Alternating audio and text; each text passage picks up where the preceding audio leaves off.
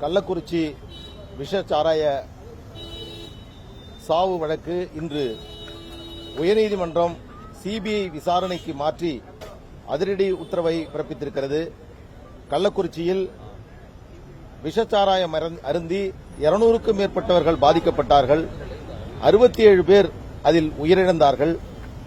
இந்த சம்பவத்தை எதிர்த்து உயர்நீதிமன்றத்தில் நியாயமான நடுநிலையான விசாரணை நடத்த வேண்டும் என்ற அடிப்படையில் பாட்டாளி மக்கள் கட்சி மற்றும் பிற கட்சிகள் இணைந்து தொடர்ந்த பொதுநல வழக்கை விசாரித்த நீதியரசர்கள் கிருஷ்ணகுமார், நீதியரசர்கள் பாலாஜி மிக நீண்ட விசாரணைக்கு பிறகு கள்ளக்குறிச்சியில் நடைபெற்ற அந்த விஷச்சாராய சாவிற்கு நடுநிலையான விசாரணை நடத்தப்பட வேண்டும் என்றால் அது சிபிஐ விசாரணைக்குத்தான் உத்தரவிட வேண்டும் என்ற அடிப்படையில் அந்த வழக்கை சிபிஐக்கு மாற்றம் செய்ததோடு தமிழக சிபிசிஐடி போலீசார் இந்த வழக்கினுடைய அத்தனை ஆவணங்களையும் சிபிசிஐடிடம் உடனடியாக ஒப்படைக்க வேண்டும்.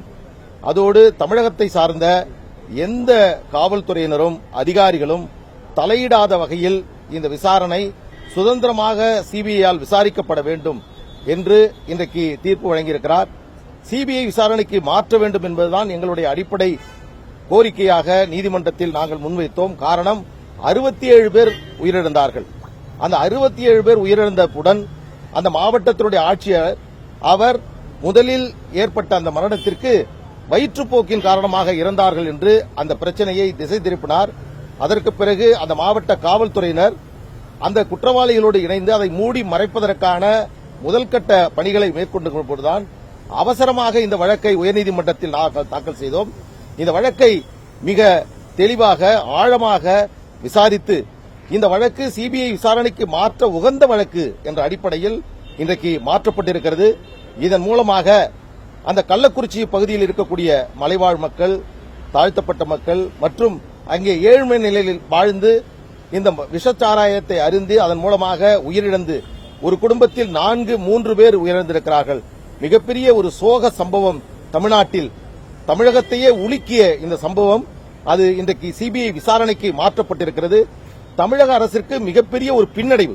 இந்த வழக்கு உயர்நீதிமன்றத்தில் தாக்கல் செய்யப்பட்ட போது தமிழக அரசின் சார்பில் ஆஜரான தலைமை வழக்கறிஞர் இது சிபிஐ விசாரணைக்கு மாற்ற தேவையில்லை, இது தமிழக காவல்துறையினர் விசாரித்தாலே போதுமானது, நாங்கள் நியாயமாகத்தான் விசாரித்துக் கொண்டிருக்கிறோம், இதில் மாவட்ட ஆட்சியரினுடைய செயல்பாடு குறித்தும் மாவட்ட காவல்துறையினுடைய செயல்பாடு குறித்தும் எந்த சந்தேகமும் இல்லை, நாங்கள் இதை சரியாக நடத்துவோம் என்று சொன்னார்கள்.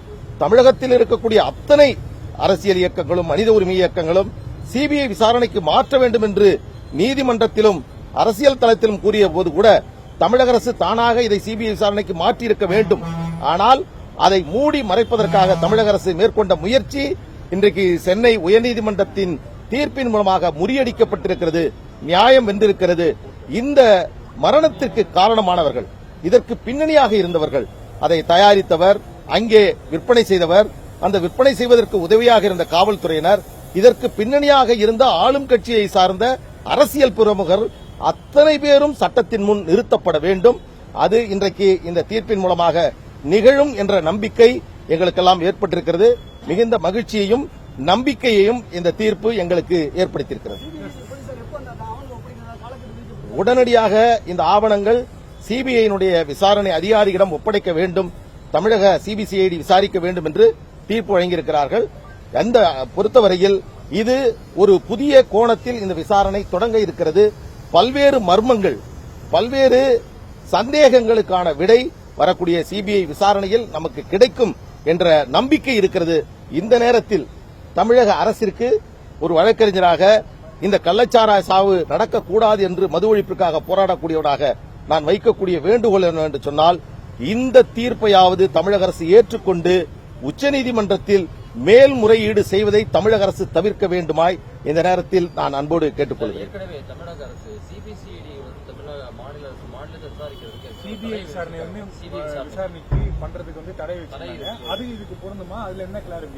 இந்த வழக்கை பொறுத்தவரையில் இப்பொழுது நீதிமன்றத்தினுடைய தீர்ப்பு தான் இறுதியானது. இந்த வழக்கு சிபிஐ விசாரணைக்கு மாற்றப்படுகிறது. எனவே எதிர்காலத்தில் இந்த வழக்கு சிபிஐயில் தான் விசாரிக்கப்படும். இந்த வழக்கு மாநில காவல்துறை விசாரித்திருந்தால் என்னென்னலாம் நடந்திருக்கும்? இந்த ஒரு கிட்டத்தட்ட ஒரு 7 மாதத்துல பாத்திருக்கீங்க. சிபிஐ வசம் போறதுனால என்னெல்லாம் நடக்கும் நீங்க நினைக்கிறீங்க? அதாவது பாதுகாக்கப்பட்டவர்கள், மறைக்கப்பட்டவர்கள், உண்மை குற்றவாளிகள் பின்னால் இருக்கக்கூடியவர்கள் எல்லாம் சட்டத்தின் முன்னால் நிறுத்தப்பட போகிறார்கள். காரணம் என்னவென்று சொன்னால், இதில் பல ஆளும் கட்சியை சார்ந்த அரசியல் பிரமுகர்கள் பின்னால் இருக்கிறார்கள், பின்புலமாக இருந்து செயல்பட்டிருக்கிறார்கள் என்ற குற்றச்சாட்டை நாங்கள் தொடர்ந்து வைத்திருக்கிறோம். தற்பொழுது விசாரித்த தமிழக சிபிசிஐடி போலீசார் இந்த மரணம் தொடர்பாகவும் அதை விற்பனை செய்த கண்ணுக்குட்டி உள்ளிட்ட இவர்கள் தொடர்பானவர்களை மட்டுமே அந்த விசாரணையில் உட்படுத்தி அவர்களை குற்றவாளியாக நிறுத்தியிருக்கிறார்கள். ஆனால் இதற்கு பின்னணியில் இதற்கு உதவியாக இதோடு மட்டுமல்ல, அந்த கள்ளக்குறிச்சி கல்வராயன் பகுதியில் மிக நீண்ட நெடிய காலமாக கள்ளச்சாராயம், விஷச்சாராயம் பெருமளவில் அங்கே வணிகம் செய்யப்பட்டது. அதற்கு பின்னணியாக இருந்தவர்கள் எல்லாம் இந்த தீர்ப்பின் மூலமாக, சிபிஐ விசாரணையின் மூலமாக சட்டத்தின் முன் நிறுத்தப்படுவார்கள். இது நிச்சயமா இந்த நாட்டினுடைய உச்சபட்ச அதிகாரம் பெற்ற ஒரு அமைப்பாக சிபிஐ இருந்து கொண்டிருக்கக்கூடிய நிலையில் சிபிஐ தான் சரியான ஒரு தீர்வாக இருக்கும். எனவே சிபிஐ விசாரிக்க உத்தரவிட்டதை நாம் அதிலும் ஏதாவது சந்தேகம் இருக்குமா என்ற அடிப்படையில் பார்த்தால் அதற்கு வேறு மாற்று ஆய்வு புலனாய்வு விசாரணை குழு இல்லை என்ற அடிப்படையில் அது போதுமானதாகத்தான் நாங்கள் பார்க்கிறோம். இதுக்கு முன்னாடி பல நிறைய பேர் அதே விமர்சனம் பண்றாங்க. சிபிஐ விசாரணை பண்ணி இது வரைக்கும் என்ன தீர்வு கிடைச்சிருக்கு, அதனால என்ன பலன் கிடைச்சிருக்குன்னு நிறைய அதே விமர்சனம் பண்றாங்க. அதாவது ஒரு விசாரணைக்கு மாற்றப்பட்டால் உடனடியாக அந்த விசாரணை நடத்தி முடிக்கப்பட்டு விரைந்து குற்றப்பத்திரிகை தாக்கல் செய்யப்பட்டு அந்த வழக்கு நீதிமன்றத்தில் விசாரிக்கப்பட்டு குற்றவாளிகள் தண்டிக்கப்படுவதற்கான காலதாமதம் இருக்கும் என்ற ஒரு செய்தி சொல்லப்படுகிறது. அதை தவிர்த்து சிபிஐ விரைவாக இதனுடைய குற்ற எண்ணிக்கையும் கருத்திலே கொண்டு விரைந்து இந்த வழக்கினுடைய விசாரணையை சிறப்பு அதிகாரிகள் எந்தவித தமிழக அரசினுடைய இடையூறுகள் அவர்களுடைய தலையீடு இல்லாத வகையில் நேர்மையான அதிகாரிகளை சிபிஐ நியமித்து இந்த வழக்கினுடைய விசாரணையை நடத்த வேண்டுமா இந்த நேரத்தில் கேட்டுக்கொள்கிறோம்.